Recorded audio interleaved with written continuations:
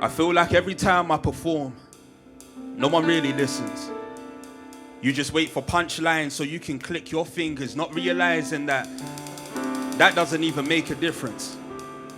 I feel like I should just pack my bags and leave because I'm failing to see the logic in trying to fight for peace. Hoping that you guys fight for me while I be the voice of those who cannot speak. So you can see how much those people don't know why I fight for them. Because I believe that most of them didn't deserve to die. So last night, when I've seen the video of the escapees say they killed any male over the age of 15, I couldn't believe my eyes. But I'm getting sick and tired of trying to define the word genocide. Because it doesn't matter how many titles you give it, it won't change a thing. You see, humanity means to care for each other. Civilization means to work together to create a better life. But we have failed humanity the day we stopped behaving civilized. So I went on a search. And as I found my history book, I found one man with 9 wives and 21 kids. See, I'm the last generation mullah.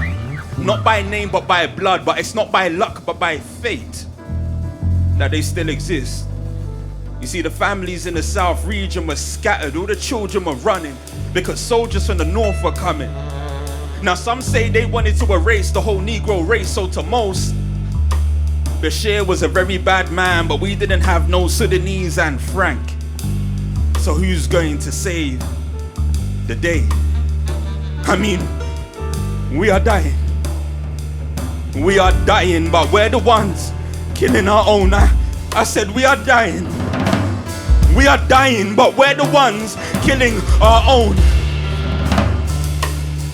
But even though many are dying, I'm not sure I will call this war. You see, due to very few fighting, this is more like genocide at its finest. We used to hold spears in our hand in an attempt to protect our land, but now they chase us with guns. Knowing fully well we've got nowhere to run, but that doesn't bother them. Because they know that if they can't kill us, then starvation will. There's nothing left to eat. And Foreign Aid has become a song that everyone's singing, but how many artists are making a difference? What if I was your family member or your friend? Would you care then? So how can you remain silent about these kind of events? You see, luckily enough, just before the hope of my people was gone, there he was. The man who had nothing more than hope and a gun and a plan to drive out the enemy as far as he can, because as far as we're concerned, they've already stolen enough of our land. Now, enough is enough. We cannot continue to live like this. I mean, what are we? A bunch of animals in a cage. But when the truth is exposed, the whole world will feel ashamed, but for only as long as you're watching. Because you have enough distractions to allow you to continue your day. So what should we do? Suffer in silence? Or convince you to take action in this humanitarian crisis? The saddest part is, my country is not the only place where this happens. In most cases, the victims look just like us.